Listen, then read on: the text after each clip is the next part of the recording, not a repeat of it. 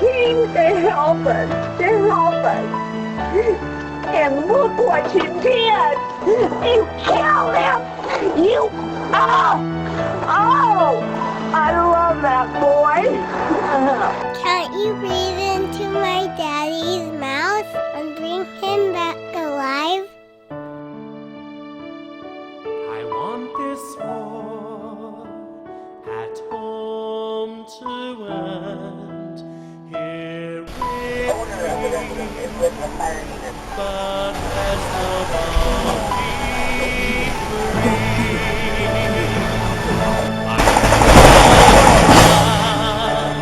Stand up to this fall. No more hurt, no more pain. The circle of abuse. I've got to break the chain. The war at home must end. Hello, my name is GregLamb1. I was shot 18 times in my own backyard on August 12, 2008. Not by some crazed person, but by my own Cache Valley SWAT team. Many people want to know what happened to make this event take place. I can't tell you the SWAT team side, but I can tell you my side of the story. To appreciate this, you need to know a little bit about me. I was born in Salt Lake City, Utah on September 25, 1979. My family had moved from Texas to be in a safe place, a place where many called Zion. I was born to a loving family who wanted me and helped me throughout my life. When I was 2, my father, Richard Lamb, built us a wonderful log home in Hyde Park, Utah, a very small farm town next to Logan, Utah.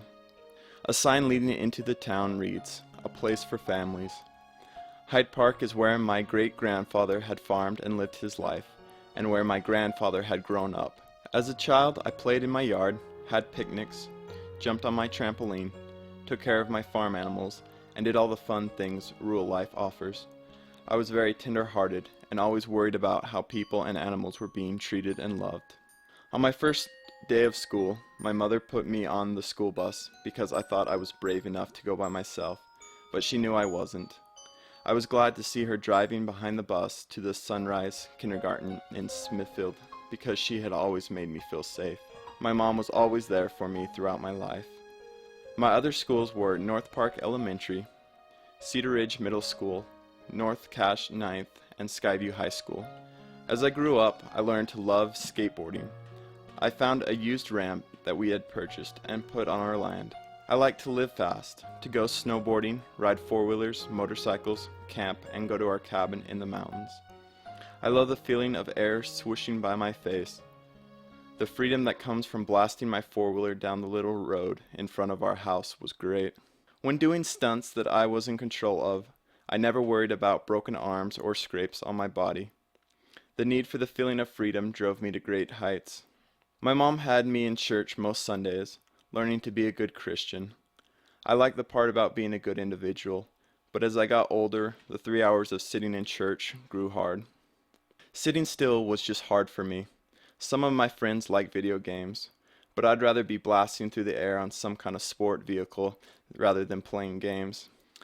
As I grew up, I dated cute girls and went to Skyview High School dances. My mom and another woman were helping to put on a patriotic program in the area elementary schools.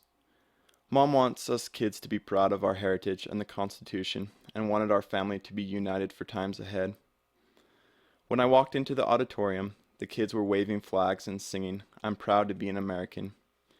Today it seems our Constitution is in turmoil. Freedom in nature and life has meant a lot to me, so at age 18 I wrote a poem about freedom. I was a normal, nice person, but not perfect by any means. I loved the beautiful world God had given to me. Life was good. But when I was 18, I was arrested for stealing some pennies and lunch tickets from Cedar Ridge Middle School. They were raising pennies to donate to the relief of Hurricane Mitch in Central America. The amount was never told reliably in the paper. A drunken prank had got me into the system. I then received work release. but substance abuse caused me to be whisked away to prison to finish out my sentence. I made some poor choices, and you can judge me all you want. I am sure most of you have never done any stupid things in your life. In prison, I learned a lot. I learned that many of the people there were not as blessed as I was to have a good, loving family.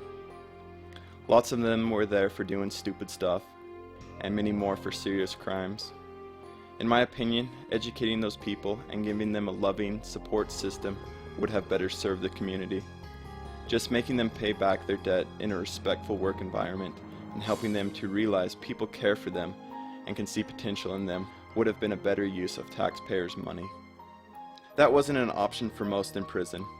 Some guards delighted in being disrespectful and cruel to an already spiritually hurt group of people. I often asked myself why I was in prison for doing something such as stealing pennies and drinking, and why every day some guards were getting paid taxpayers' money to destroy what little self-worth the people in there had left. The pennies that were stolen were given back, and the incident ended up netting several times the original amount collected due to the publicity received. The money spent to put me in prison could have also gone to counseling and education, which would have benefited others. I became fearful for the first time in my life. I wondered what kind of system had I believed in for years. I had thought the system was just and loving, and now my belief in government and faith were being redefined. My family always took people in and helped them. We didn't think anyone was bad. We always gave high regards to our leaders and civic servants.